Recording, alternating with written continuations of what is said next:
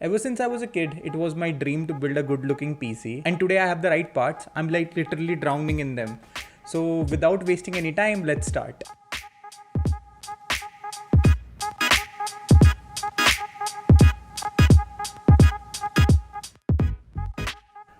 A few tools that we will need today: a multi-bit screwdriver, all the bits are in this box, a container for all your screws, a pack of zip ties. I'm using black to go with the theme of my build and they would really help me cable manage the whole build. And also, yes, a pair of scissors that would actually help us cut the zip ties. So good starting point is to actually use the box of your motherboard as a test bench and place your motherboard in here. Once we have done that, we are ready to go. So the processor that we've chosen is the AMD Ryzen 5 3600, the non-X variant.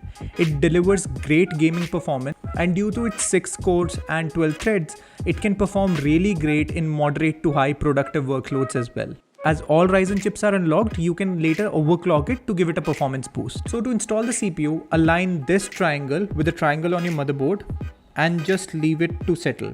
There should be no force required here. Once done, just pull down the retention arm and make sure it's locked.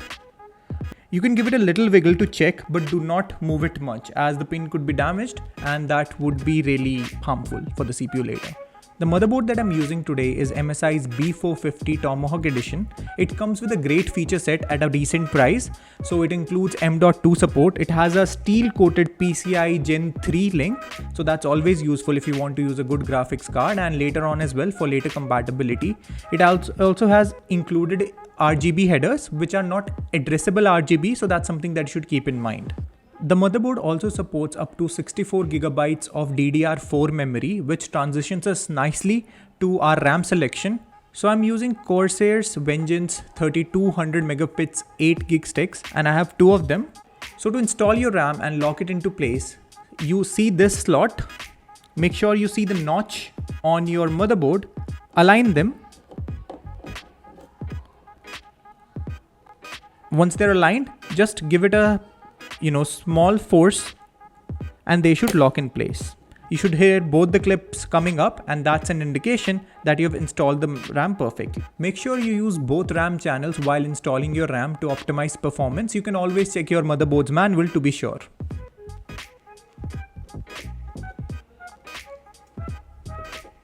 For our boot drive, we're using Western Digital's M.2 NVMe SSD, which is 500 gigabytes.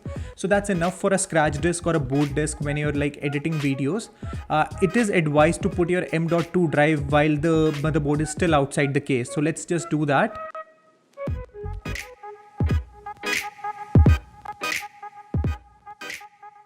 If we were using an air cooler, it would be a great time right now to install it, but we have different plans for that. So let's go ahead and put this motherboard in the case and see how it looks. So guys, we have the case on the cable. The case is actually Lian Li's LanCool 2 mesh RGB. So this case offers a few inbuilt RGB modes as well as colors.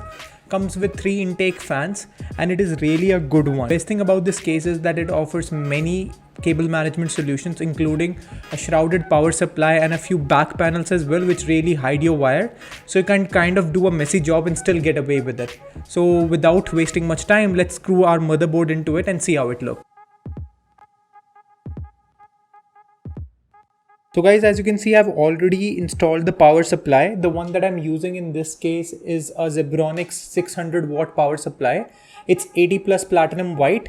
So it's not very efficient, but yeah, something that you can definitely use with Ryzen 3600 and the graphics card that we'll be using. And so guys, as you can see, this is not a modular power supply. It has those yellow and mustard cables, but I have a trick up my sleeve that would really help us enhance the aesthetics of this build.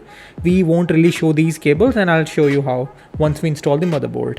One of the things that we can forget many times is to install the IO shield before you install your motherboard. I mean, it's not something that would cause a problem, but yeah, definitely looks better and helps with dust management issues as well.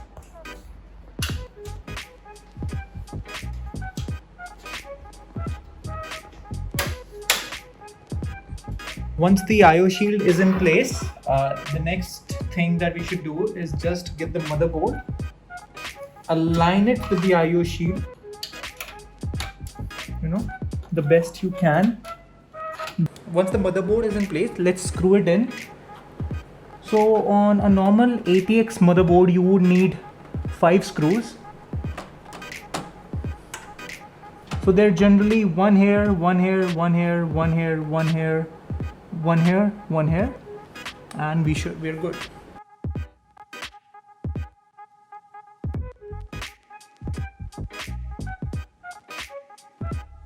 So making a PC is a really tiring job sometimes, but right now, before we crowd our system with the graphics card and the AIO, it's a good time to get all of the front panel headers into the motherboard and do a bit of wire management before it gets too crowded. So one of the cool things about this case is that it comes with these wire management shrouds. So we can take these panels off and you get a way to the back panel where you can actually go ahead and plug all the headers.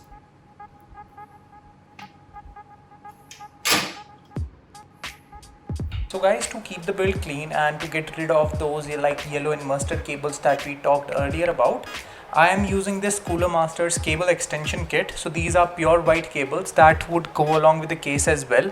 So I'm going to insert these into the motherboard and then connect them to the power supply. So guys, as we can already see, it's looking quite clean and good. Now when we have our basic cable management done, it's time to install the AIO. So I'm using Cooler Masters ML240 version 2, which is RGB, and I'm just going to install the radiator on the top. This might require a couple of more hands, but I think I am good.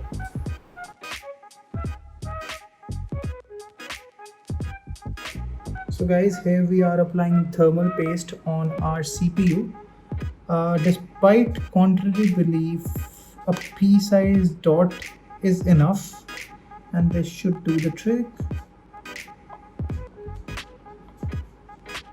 You don't need to use a spatula or something actually. This will spread as soon as we put the AIO pump on it.